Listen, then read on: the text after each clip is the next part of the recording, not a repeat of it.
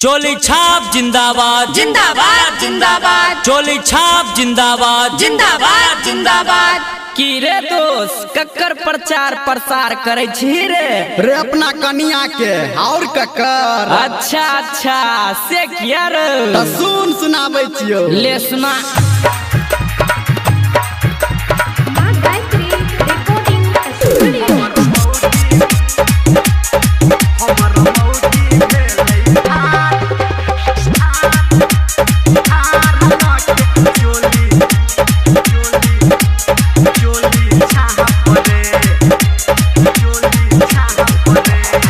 मांगा वोट दो के नोट।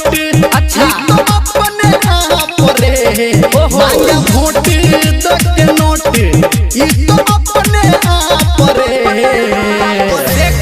हमर मौगी की बात ना हमर कनिया।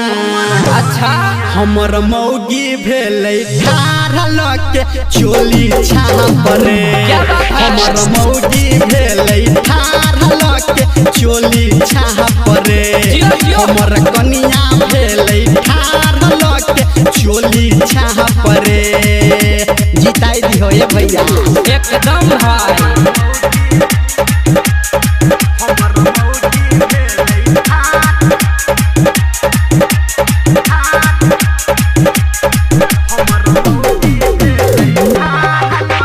DJ Smith Sadish Rema, Smith Sadish Rema।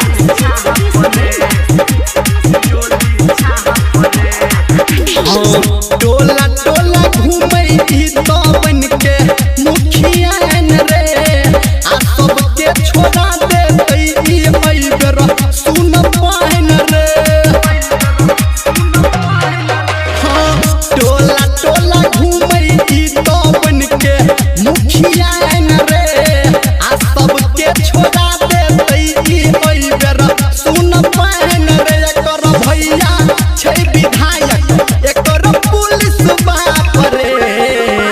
कौन थाना में रे? हमर मौगी अच्छा हमर कनिया। बुझलिए बुझलिए। हमर मौगी भेलै ठाढ़ के चोली छाप रे।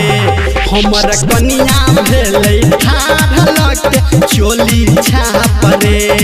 हमर मौगी भेलै ठाढ़ के चोली छाप रे। जिताई दिहे रे दोस्त।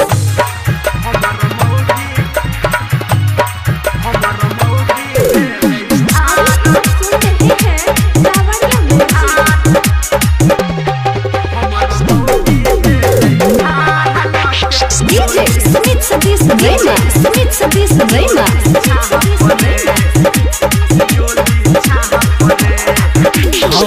मोछ के लड़ाई दिए हटबै कोन पीछा। आ कोनिया के हमर सुना बड़ छै रे इच्छा। रे दोस्त टेंशन नहीं ले। मोछ के लड़ाई दिए हटबै कोन पीछा। आ कोनिया के हमर सुने बड़ छै रे इच्छा। मनी है बात दी है साथ नहीं तो लगतौ बाप रे। जय हो भगवान। हमर मौगी बोल ना हमर कनिया। बुझ गेलिए। हमर मौगी भेलै ठाढ़ के चोली छाप रे। हमर मौगी भेलै ठाढ़ के चोली छाप रे। हमर मौगी भेलै ठाढ़ के चोली छाप रे। बुझली रे दबा दी। ठीके छै दोस्त।